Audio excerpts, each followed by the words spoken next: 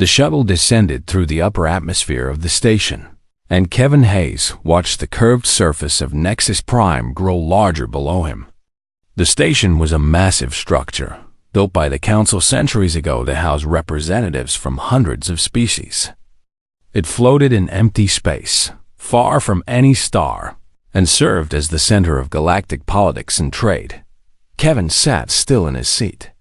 His uniform was pressed and clean. Next to him sat Lisa Morton, the diplomat.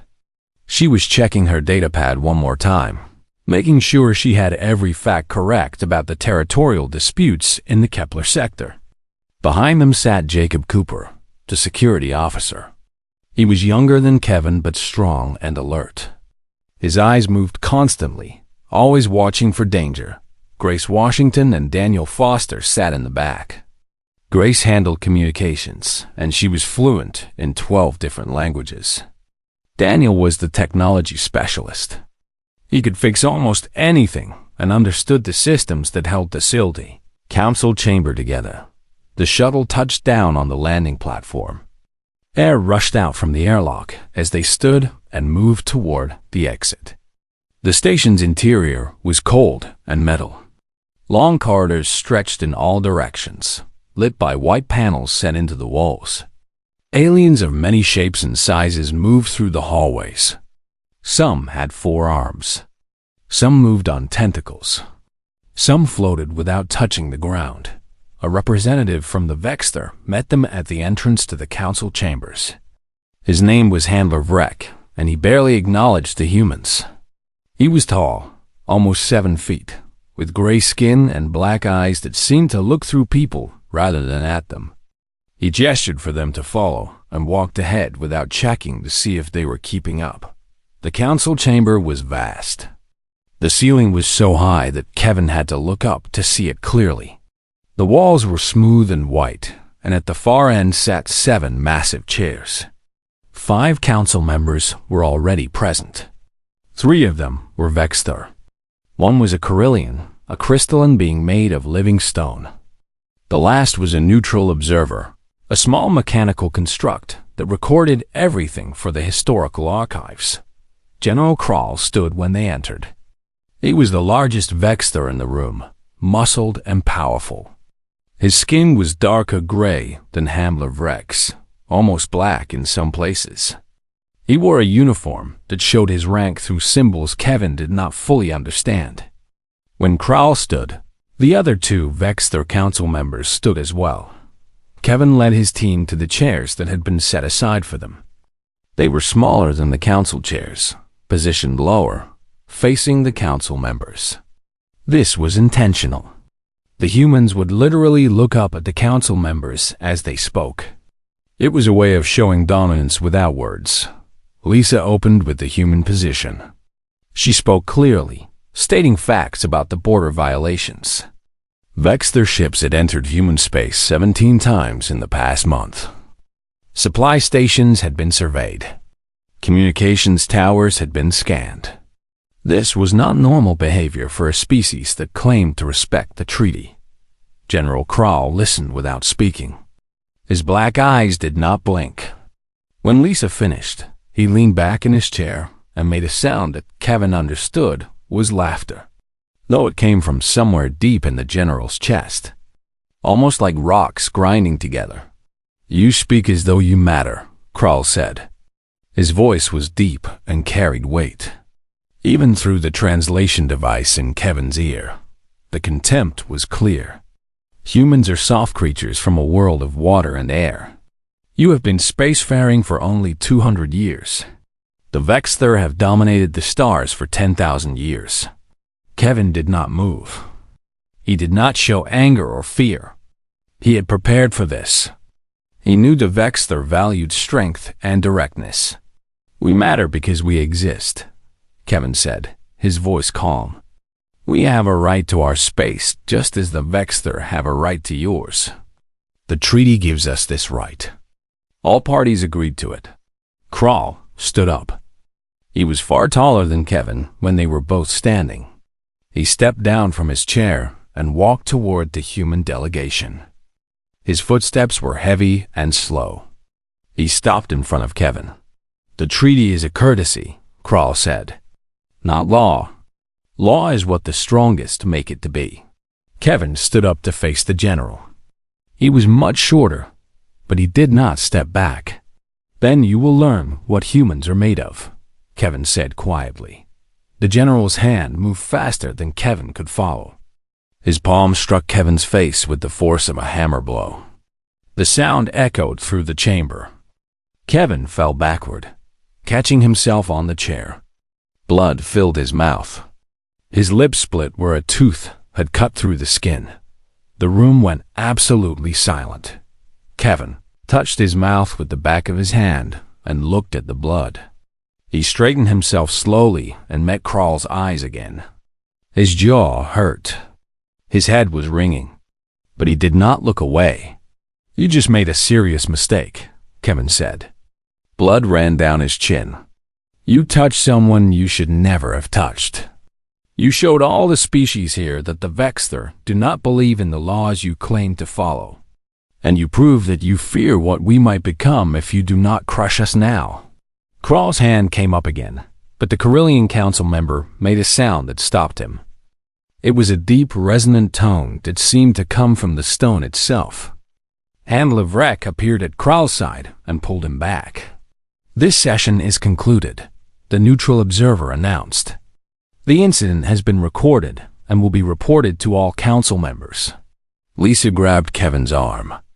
Jacob was already moving toward the door, his hand near his weapon. Grace and Daniel flanked them as they turned to leave. The chamber remained silent as the humans walked out. Kevin did not run.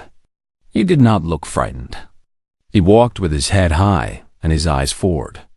As they reached the corridor, his team clustered around him. Lisa pressed a cloth against his mouth to stop the bleeding. "That was insane," Jacob said, his voice sharp. "He could have killed you." "He showed us exactly what he is," Kevin replied. "And now everyone in this chamber knows it too. The question is what we do about it."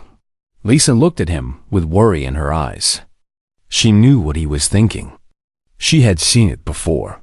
That look that meant Kevin was already planning something dangerous. Behind them, they heard General Kral's voice echoing through the halls, laughing that grinding rock sound again. He was laughing because he believed he had proven his superiority.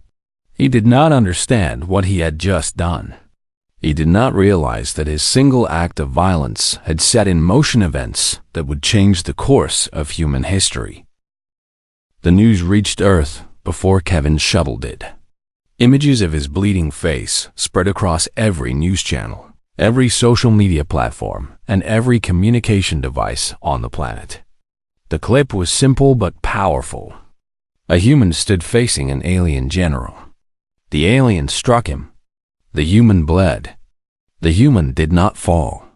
The human did not apologize. Within 6 hours, 3 billion humans had seen the video. Within 12 hours, every major government on Earth had received emergency alerts from the United Nations Space Authority. The Vexter had officially withdrawn from all diplomatic channels and moved a military fleet toward Earth's orbital space. Kevin's shuttle landed at the United Nations Space Complex in Geneva. He was taken directly to the command center, where the director of the UNSA, Admiral Patricia Okonkwo, waited for him in a secure briefing room. "That was either the bravest or the stupidest thing I have ever seen," Okonkwo said. She was a tall woman with gray hair and eyes that had seen decades of military service. She did not look angry. She looked impressed. "It was necessary," Kevin replied. His lip was swollen, but had stopped bleeding. Kral was never going to respect this. The moment he decided to use violence, he revealed that they see us as weak enough to hit without consequence. "And now they are coming," Okonkwo said. She turned to look at a map of Earth's orbital space. Red markers showed Vexter ship positions. They were moving closer every hour. They have issued an ultimatum. Submit to Vexter authority or be destroyed. Kevin looked at the map for a long moment. He thought about Lisa, still on Nexus Prime, and the rest of his team. He thought about the 3 billion people watching, waiting to see what humanity would do. He thought about the choice in front of them, surrender or stand. "We need to activate the reserve fleets," Kevin said. "We need to call back every ship that is in the outer systems. We need to start manufacturing weapons now, around the clock. We need every factory on Earth converted to military production." "That is a declaration of war," Okonkwo said.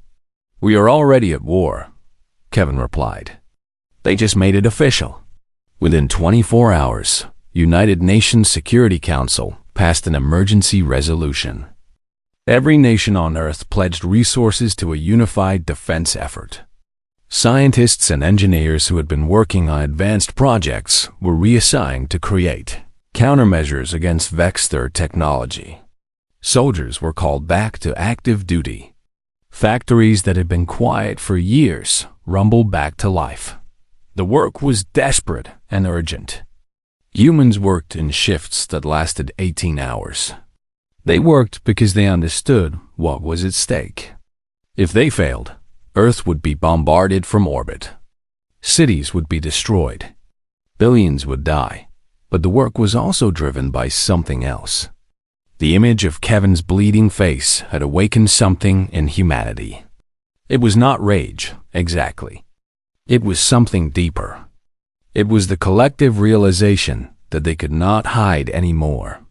The galaxy had noticed them, and now they had to prove they belonged. Dr. Marcus Webb was a physicist who had spent his entire career studying Vexter technology from a distance. He worked in a laboratory that now felt more like a military installation. Around him, teams of scientists examined every specification, every blueprint, every known fact about Vexter ships and weapons. "Their shields regenerate on a frequency pattern," Marcus told his team, pointing to a holographic display. "They are efficient but not fast. There is a gap. If we hit them during the gap, we can penetrate." An engineer named Sarah Kim seized on the idea. She was young and brilliant, and she began designing a new type of missile. Instead of trying to hit harder than the Vexter, she designed a weapon that would hit faster. It would exploit that gap in the shield cycle. It would slip through the defense and strike the vulnerable systems underneath. Similar work was happening in factories and laboratories across Earth. Humans were not trying to match Vexter technology. They were trying to understand it well enough to work around it. They were looking for the weaknesses that no heavily armored species would expect to find in their own systems. General Kral watched the reports coming from Earth with confusion and then with something closer to concern. Humans were not surrendering. They were not pleading for mercy. They were mobilizing. Factories that appeared abandoned were suddenly producing weapons.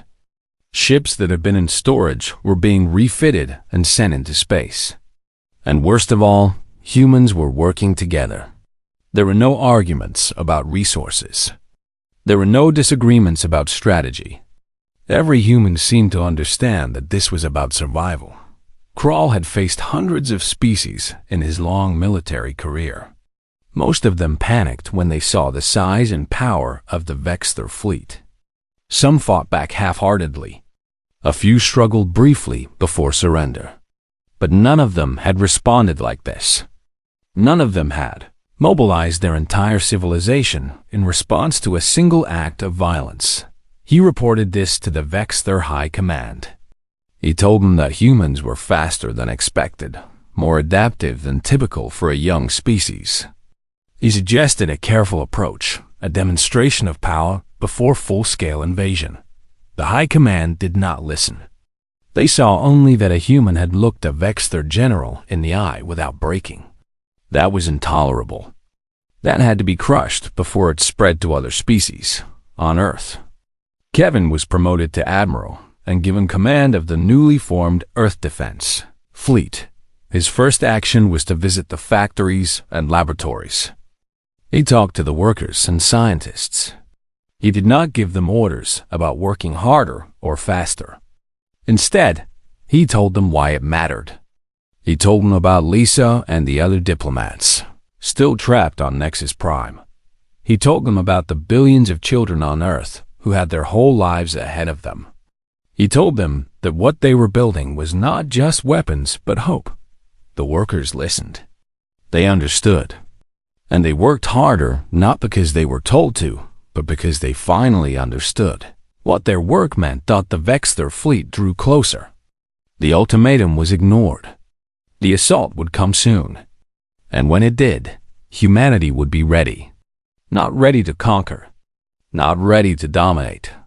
But ready to survive. Ready to show the galaxy that humans were not soft creatures to be dismissed. Ready to prove that underestimating humanity was the last mistake an enemy would make. The Vexter fleet appeared at the edge of the solar system like a dark cloud moving across the sky. 17 massive warships, each one carrying enough firepower to destroy an entire continent. They moved with slow precision, taking their time because they believed there was no rush. Humans were primitive.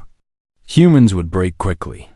Admiral Kevin Hayes stood in the command center of the Earth Defense Fleet, watching the red markers move across the tactical display. The main human fleet consisted of 12 ships, half the size of the Vexter vessels. In terms of raw firepower, the humans were outmatched 3-1. All ships report ready, the communications officer said. Her name was Elena Rodriguez, and her voice was steady and clear. We have received final confirmation from the ground-based defense stations. Missile arrays are powered up and waiting. Kevin nodded. He had studied the Vexter battle patterns for weeks. They always attacked the same way. They moved in formation, overwhelmed the enemy with coordinated fire, and moved on to the next target. They had never faced an opponent who did not try to match their firepower. They had never faced someone who would sacrifice ships to learn their patterns. Launch all fighter squadrons, Kevin commanded. I want them to harass the fleet, but not engage directly. Make them nervous. Make them reveal their defensive strategies. The first human fighters launched from the docking base. They were fast and nimble, nothing like the massive Vexter ships. They came in at high speed, hitting the outer edges of the Vexter formation with precision missiles, then retreating before the larger ships could respond. The Vexter commander reacted as expected. He ordered his ships to close ranks and increase defensive fire. The massive ship cannons lit up the darkness of space, but the human fighters were too fast. They dodged, weaved, and attacked again. Some were hit and fell in pieces to the darkness. But each attack revealed more about the Vexter weapon systems. Each attack showed where the weak points were. Jacob Cooper was a fighter pilot, and he flew one of the first combat missions. His ship was called the Swift Wing, and it responded to his commands like an extension of his own body. He had trained for this his entire military career, but nothing prepared him for the reality of actually facing alien weapons fire. The Vexter lasers created walls of burning energy across the void. Jacob dove under one laser burst and came up on the opposite side of a Vexter ship. He launched a missile at a junction point where two shield generators met. The missile connected, and a small explosion bloomed against the dark hull. It was not enough to seriously damage the ship, but it was proof that penetration was possible. More fighters came in behind him. More missiles struck. The Vexter ships responded with increasing violence, and more human fighters fell. But the humans kept coming. They did not back down. They did not retreat. They learned with every exchange. After 4 hours of continuous assault, the Vexter commander made a tactical decision. The human fighters were costing him ship resources and time. He ordered a planetary assault. The Vexter would drop a landing force on Earth and destroy the planet's surface. The flying insects could be dealt with later. Kevin watched as the massive dropships separated from the Vexter fleet and began descending toward Earth's atmosphere. These were heavily armored vessels designed to breach planetary defenses. The Vexter had never faced anyone who could stop them once they committed to a landing. But Kevin had prepared for exactly this scenario. "Activate all surface defense systems," he ordered. "I want every missile battery targeting those dropships. Launch the orbital platforms." The response was immediate. Hundreds of missiles rose from the surface of Earth, targeted by computers and guided by the most advanced tracking systems humans had ever built. The sky above the landing zones lit up with explosions as the dropships tried to maneuver and return fire. 6 of the 12 landing craft were destroyed before they reached the atmosphere. The remaining 6 pushed through and descended toward the landing zones that had been selected in advance. The Vexter had chosen these zones because they were strategic positions. What they did not know was that humans had fortified every square kilometer around them. General Krall himself led the ground assault. He was confident in his warrior superiority. No human could stand against a Vexter combat soldier in direct combat. Humans were weaker, slower, and less heavily armored. This would be a slaughter. The dropship touched down in the pre-dawn darkness near the city of Phoenix, Arizona. Krall led his soldiers out into the night.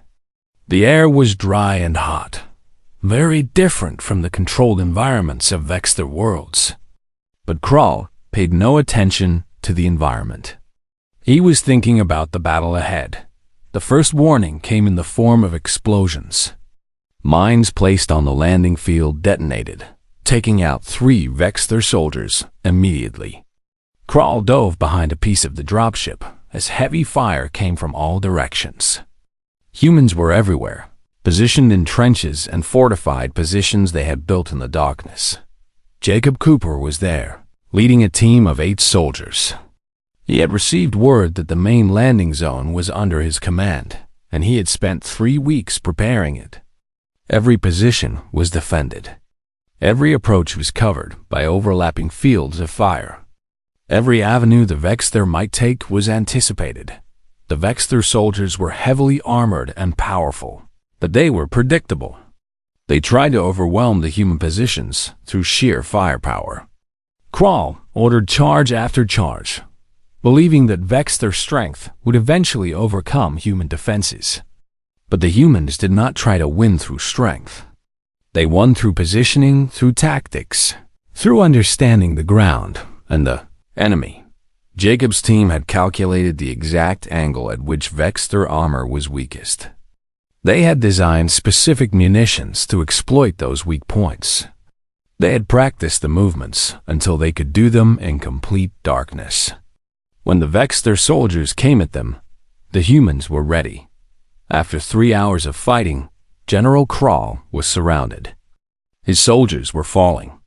His superior firepower was useless against an enemy that had learned to fight him on their own terms.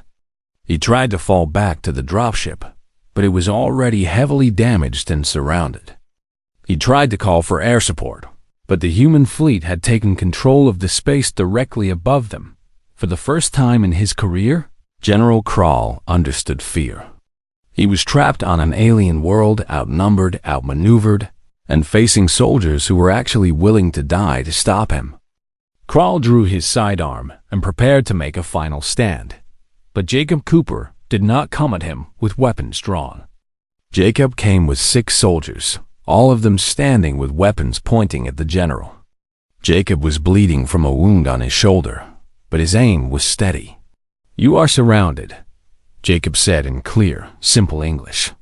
His translation device would convert the words to Vexter. "If you surrender, you will be treated as a prisoner of war. If you fight, you will die." General Krall looked at the human soldiers around him. He looked at Jacob, this young human who had defeated him in combat. He lowered his weapon. He had expected humans to be soft and weak. Instead, they had proven to be the most dangerous thing in the galaxy. They were willing to learn and adapt and fight with absolute commitment. Krall dropped his weapon. He knelt in the dust of an alien world. He had come to conquer. He was leaving as a prisoner. The underground facility was built 300 meters below the surface of the desert. It had been constructed decades ago as a backup command center for the military, but it had never been used. Now it served a different purpose. It held the most important prisoner in human history. General Krall was placed in a secure chamber. The walls were steel and glass. Behind the glass, cameras watched constantly. The room had a bed, a toilet, a sink, and a chair. The temperature was maintained at a level that was comfortable for Vexter biology. The air was filtered to provide the exact composition his species preferred. Kevin Hayes reviewed the orders he had given to the guards and medical staff. The general was to be treated with respect. He was to be fed well. He was to be provided with medical treatment for his wounds. If he needed anything for his comfort, he was to be given it. Kevin wanted this to be clear. Humans were not barbarians. Humans honored their prisoners. The first interrogation session took place 72 hours after Krall's capture. Kevin went into the chamber alone. He carried no weapons. He carried no recording devices.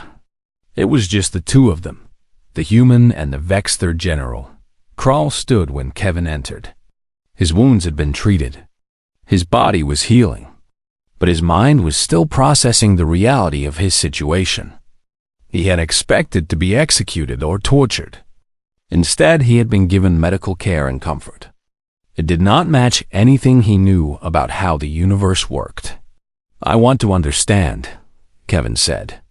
He sat in a chair across from the general. "Why did you come here? What did you think would happen?" Krall was silent for a long time.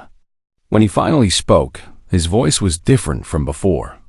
The pride and arrogance had been stripped away by defeat and confusion. "You are a young species," Krall said. "Your people have been in space for only 200 years. You do not have the technology.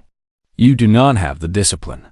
You do not have the strength that comes from 10,000 years of military tradition. But we have something else," Kevin said. "We have willingness to learn. We have willingness to sacrifice. We understand that sometimes the only way to win is to change everything we thought we knew about fighting." "You should not have survived," Krall said. It was not an argument. It was a statement of fact that he was struggling to understand. "My ships are superior. My weapons are superior.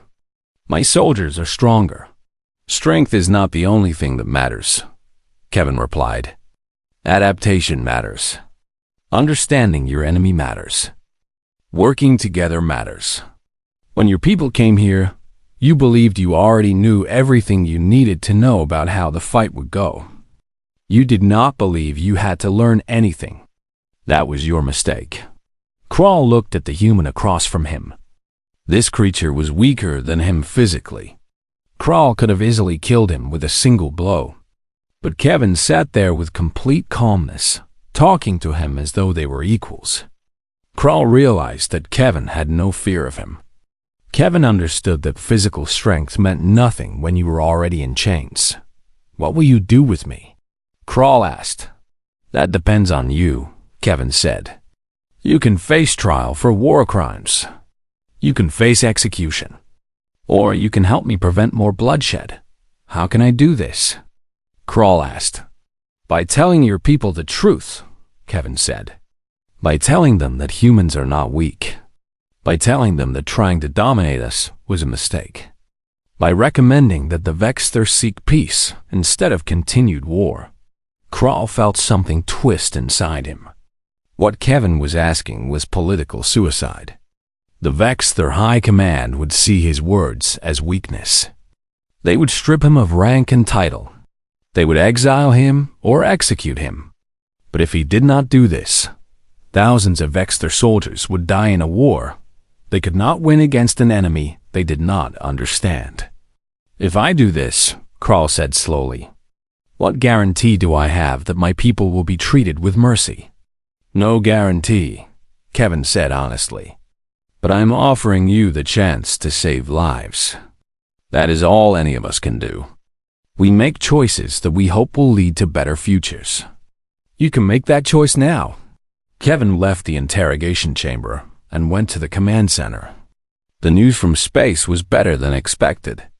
The remaining Vexthur ships, having lost contact with General Krall and the ground forces, had withdrawn from Earth orbit. They were maintaining position at the edge of the solar system, but they were not attacking. The initial invasion had been stopped completely. The impact rippled through the galaxy. Species that had lived under Vexthur dominance for centuries heard the news and realized something had changed. Humans were not supposed to be capable of this. The humans were not supposed to be able to defeat a Vexthur invasion force. But they had. And now the galaxy knew it. Delegations from other species began arriving at Earth. They came with offers of trade, with offers of alliance, with offers of technology and support.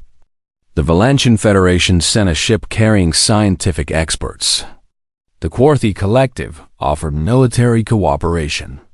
Even species that had been neutral in galactic affairs began reaching out to humans. The Galactic Council sent an official request for Kevin and a delegation to return to Nexus Prime for emergency negotiations. The rules had changed. Humanity was no longer a minor species to be ignored. Humanity was now a power that other species had to respect.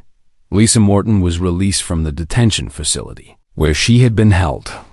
She was brought to the shuttle bay and taken into Kevin's arms. She had been terrified during the invasion, watching from the station as reports came in of massive battles. But she had never doubted that Kevin would find a way.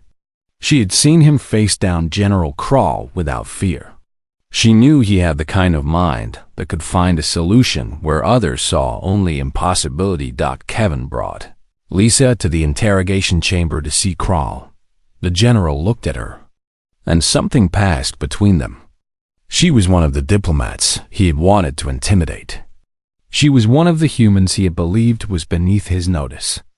Now she stood looking at him as a free being, while he remained a prisoner. The council requests your testimony, Kevin told Krall. They want to hear from you about what happened. They want to hear from you about what humans are truly capable of. And if I refuse? Krall asked. Then you will face trial, and other voices will tell the story, Kevin said. But I think you know what the right choice is. I think you know that the only way to protect your people is to help them understand what you have learned. Krall nodded slowly. He understood. He had been beaten by an enemy he had never expected to face. But more importantly, he had been beaten by a truth he could no longer ignore. Humans were not soft. Humans were not weak. Humans were dangerous. And the only way forward was to acknowledge this and seek peace instead of continued conflict. The council chamber at Nexus Prime was packed with representatives from more species than had gathered there in a century. News of the human victory had spread through the galaxy like wildfire. Species that had never considered humans important were now paying attention.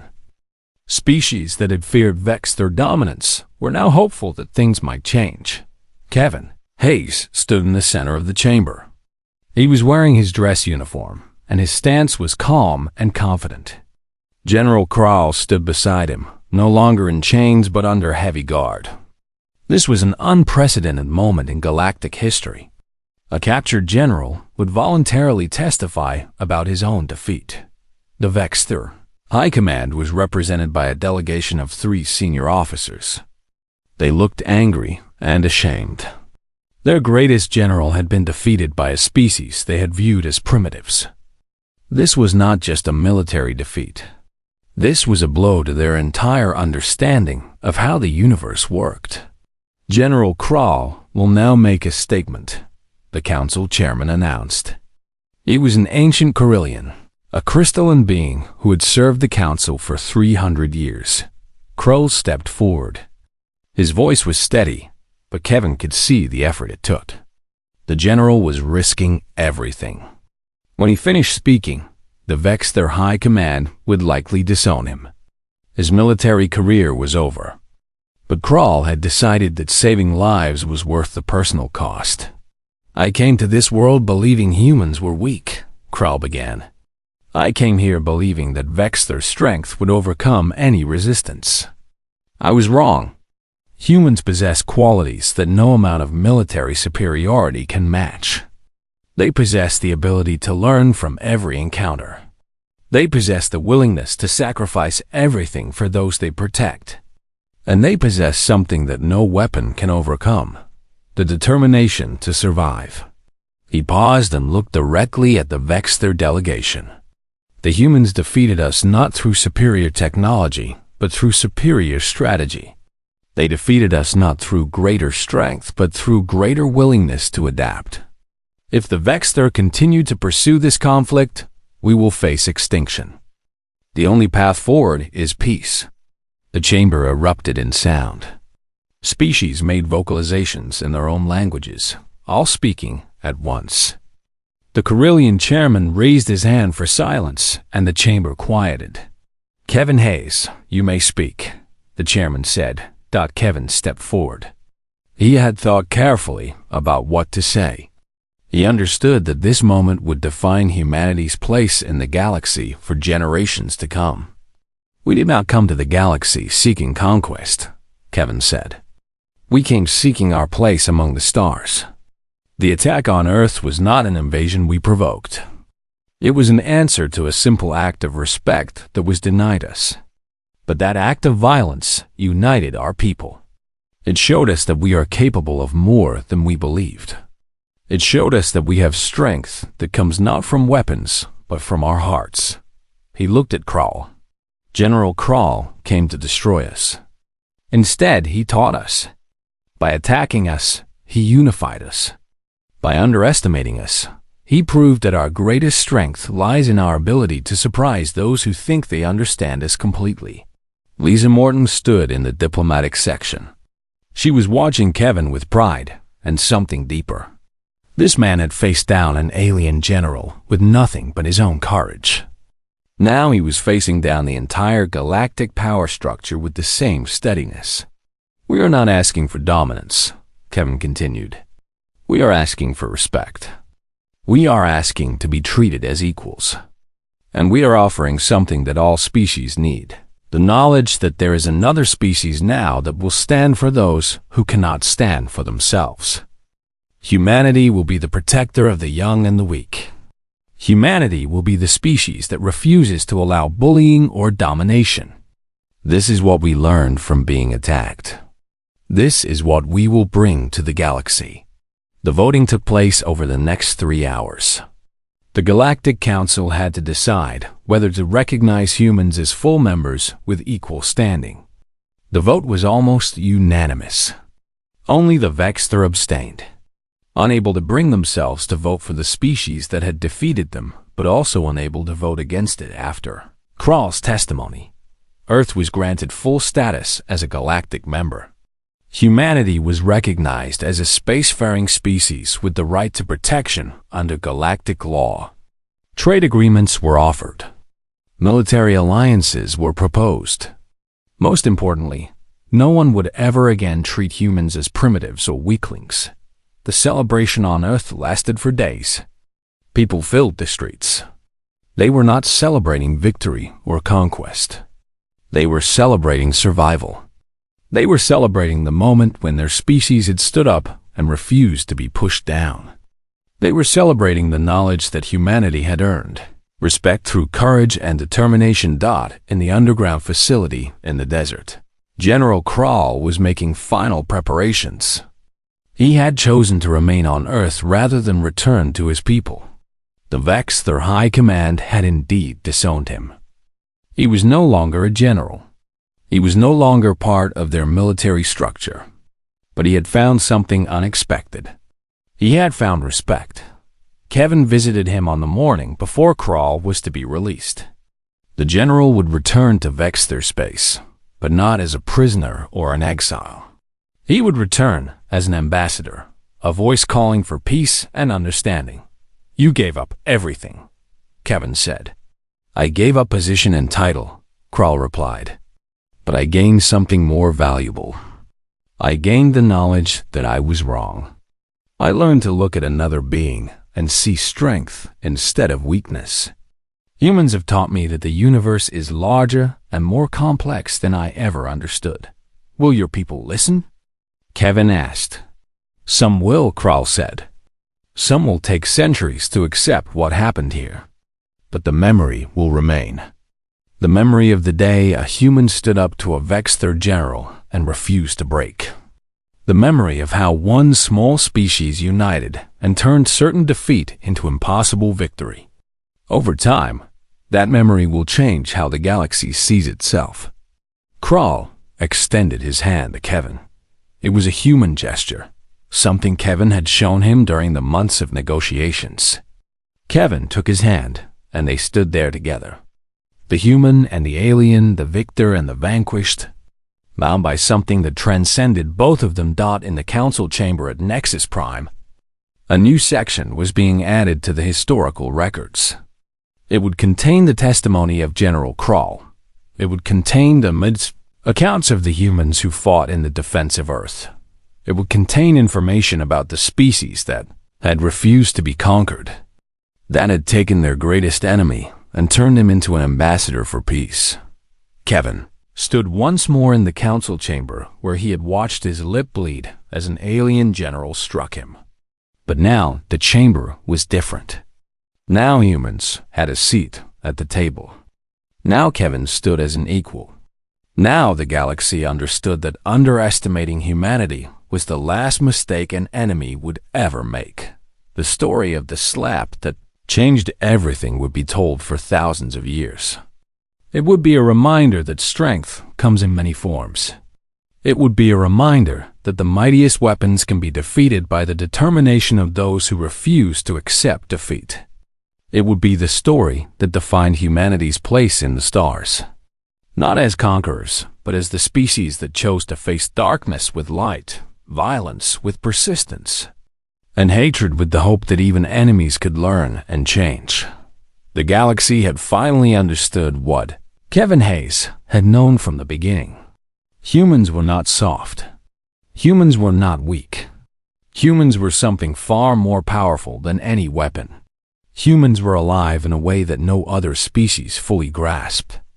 And when you threatened what they loved, they would move heaven and earth to protect it. They would learn.